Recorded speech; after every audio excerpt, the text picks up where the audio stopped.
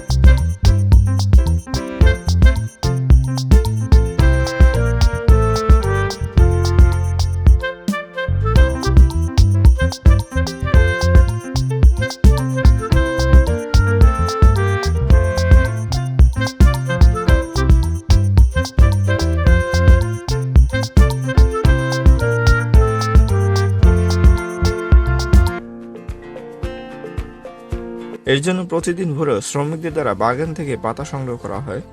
এই পাতা বিভিন্ন মানের হয়ে থাকে, যার জন্য চায়ের মান ভেদ।